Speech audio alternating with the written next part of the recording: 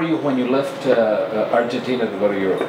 I was 24 and a half, something like that, when I So went you were to, about 24, so you left by boat, I went suppose? by boat from Buenos Aires to Vigo, Spain, in the north part of Spain. And I stayed in Vigo, you know, for a couple of weeks, and then I went to the capital, to Madrid, and I spent another couple of months in there.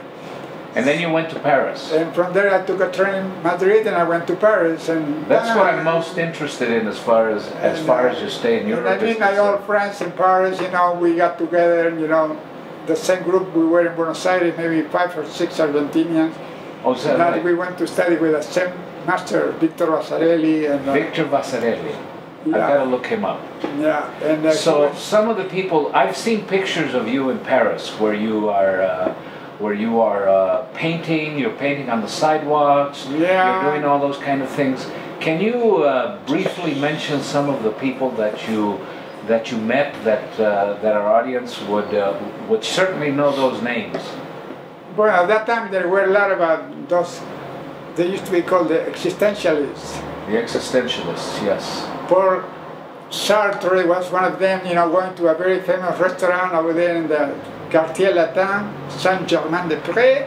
Is that in the Latin Quarter in Quarters, you know, in Paris, you know, and because I used to go there too, you know, another very famous writer, Albert Camus. Albert Camus.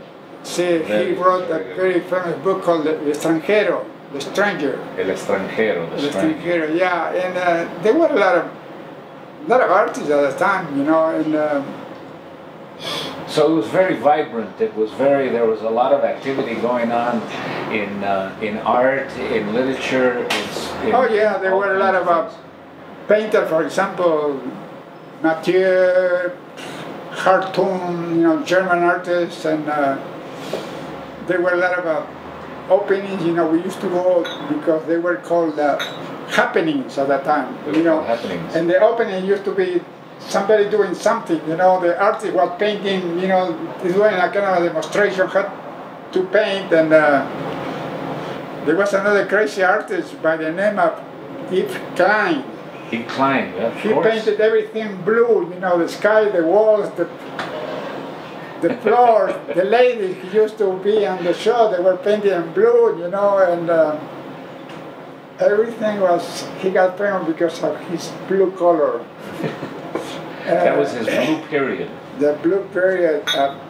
What do you think most influenced your art during your stay in Paris?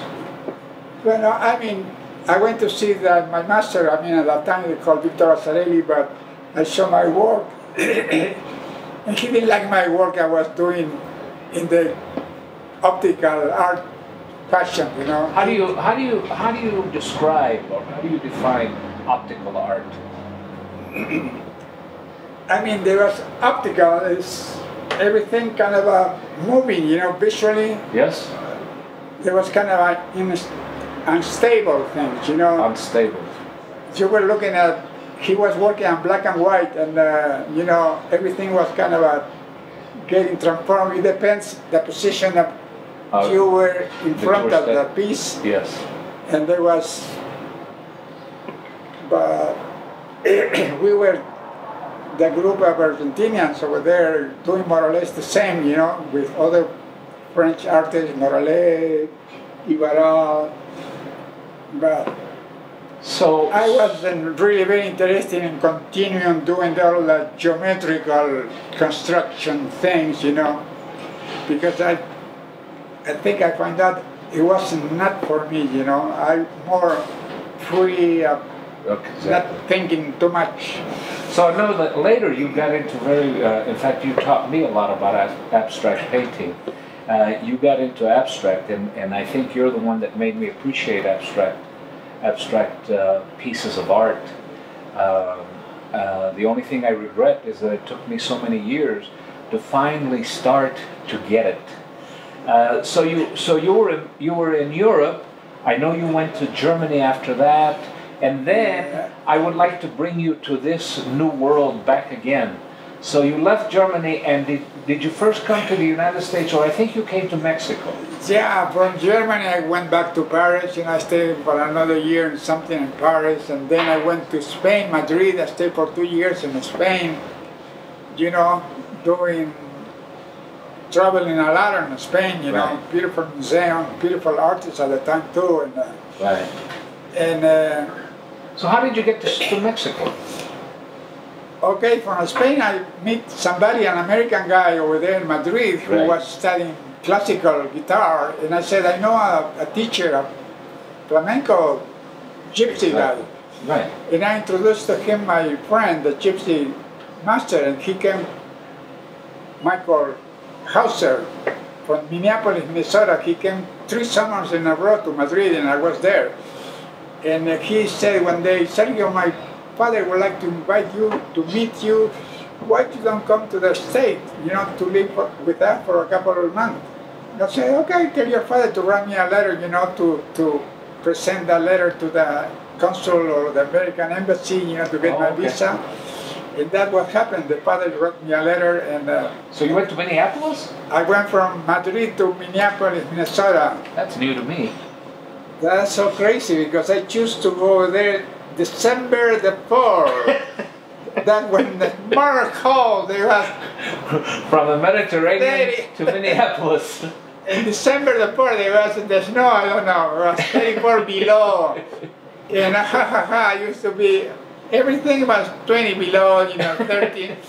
I stayed in Minneapolis, in St. Paul, Minnesota, because they call it Twin City, for 6 months. And you stayed inside? I guess I stayed inside sometime.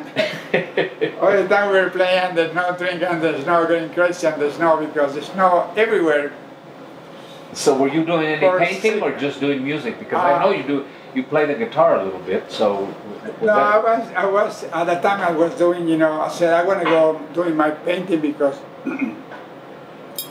Alonso Herce offered me a studio space in Minneapolis, his house, and I used it, I worked, I did my lot of drawing because he was a teacher of sculpture in the Minneapolis University. Her wife was director of a dance company, and I used to go to the dance company, you know, to draw the dancer, you know, and I did a show before leaving Minneapolis or St. Paul, and I did a show of my paintings, small paintings and drawings, and I sold some of them, and I decided to let's go to Mexico. Then I took a Greyhound bus.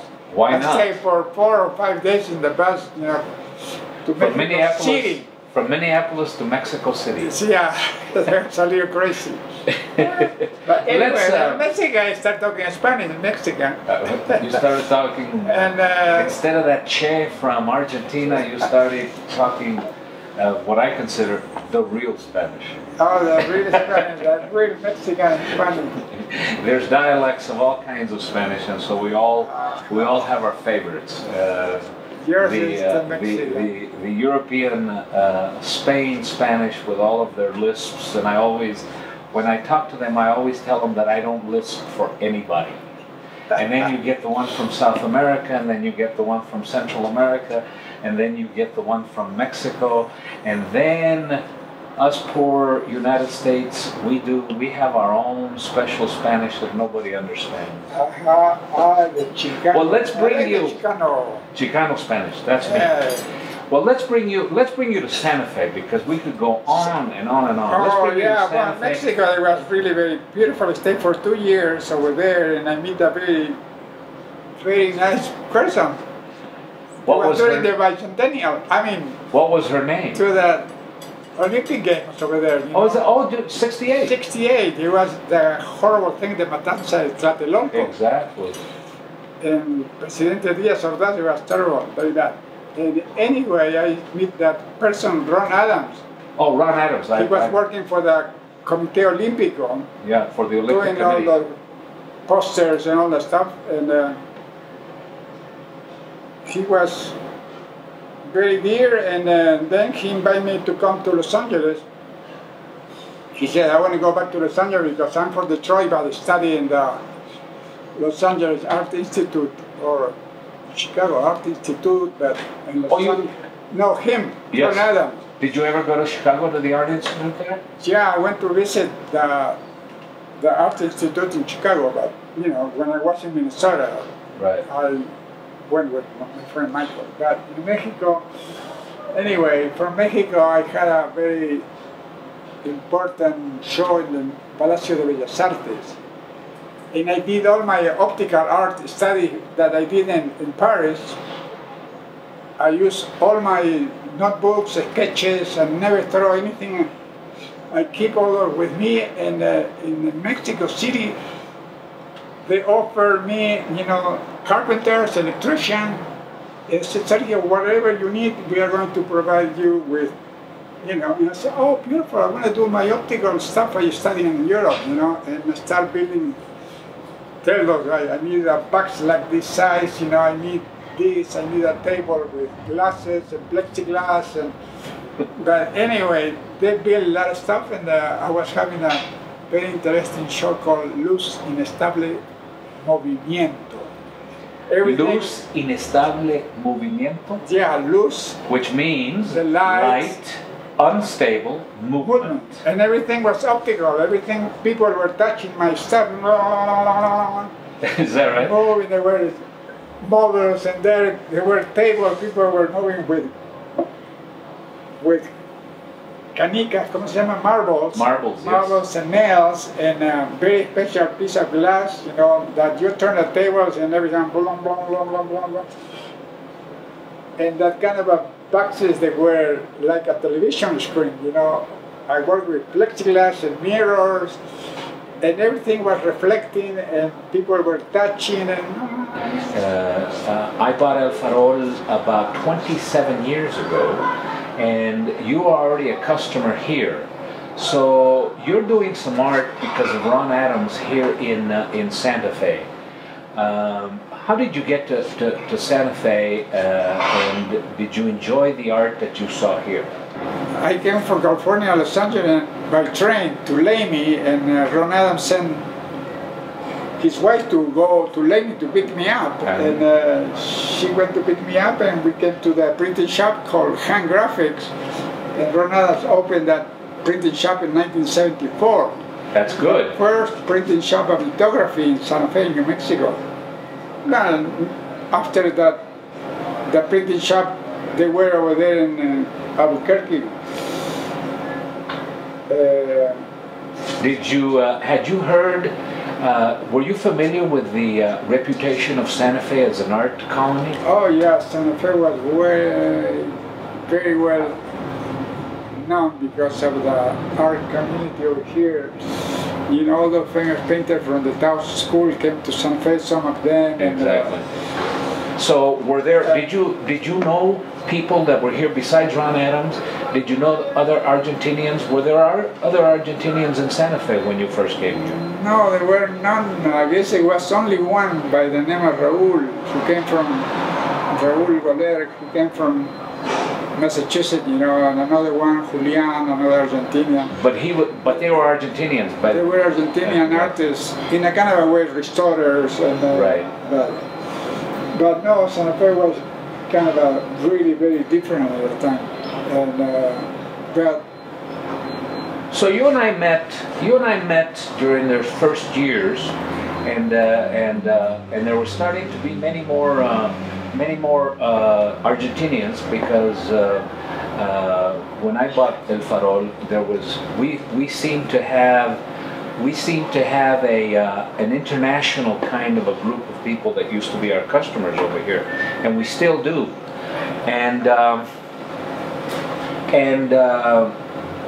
all of you were associated with art, and you and I and other Argentinians started forming a friendship, and I started learning more about art and things of that sort. Tell me how, as a matter of fact, you have, what is it, 3 murals on the walls of El Farol? Is it 3? I just or 2? 2 murals, one over here in the patio, and the other one is inside, you know, the big room, the flamenco. Both of them, they are related with flamenco music and singer, you know, because I enjoy coming to El Farol, you know, to hear those beautiful dancers and singers. And I know that the murals that you put up in the two flamenco places of El Farol, in the two rooms where we do flamenco, that isn't necessarily your style of art, but I know you've been classically trained, because I think of your art, I think of the abstract that you do. Am I correct in that? Yeah, you are right. You are correct. Yeah, I mean, I enjoy, you know, I'm still enjoying very much drawing, you know, from the nature, you know, portrait, landscapes. I did almost in any medium, you know, watercolor, acrylics, and but the love I'm having, you know, to work on canvas with oil it's got to be, you know, these days, many years with the abstraction. You know, I'm what could be called an abstract expressionist, you know, and that's what I'm doing. You know, the other, I never show in any shows my kind of realistic work, you know. Right. Now I understand that during recent times, most of your work, you're selling directly most of your work. Am I correct in that? Yeah, now yes, I'm trying to. By the way, I used to have you know, my represented by a good gallery called Llewellyn. Oh, you know, many years ago, Caroline Llewellyn. By the way, she was the wife of Ron Adam. They lived oh, is that right? I didn't know for many years, and she opens many different galleries. You know, Galisteo Street. Llewellyn used to be partner also with Elaine Horowitz. Elaine Horowitz, yes. Yeah, and then there was Llewellyn Klein, and then. So if people want to buy your, how do people get a hold of you? Well, now I'm having, you know, they can go into the internet, and because a friend of mine just put my. What is that? What is the pictures in the internet? I don't know. What it goes SergioMoyano.com, I guess. SergioMoyano.com. And you know. And of course, they can always come to El Farol. And I'm still coming to El Farol because I love the music and I love the dance and I love to dance. I'm still dancing. I'm still listening to good music and.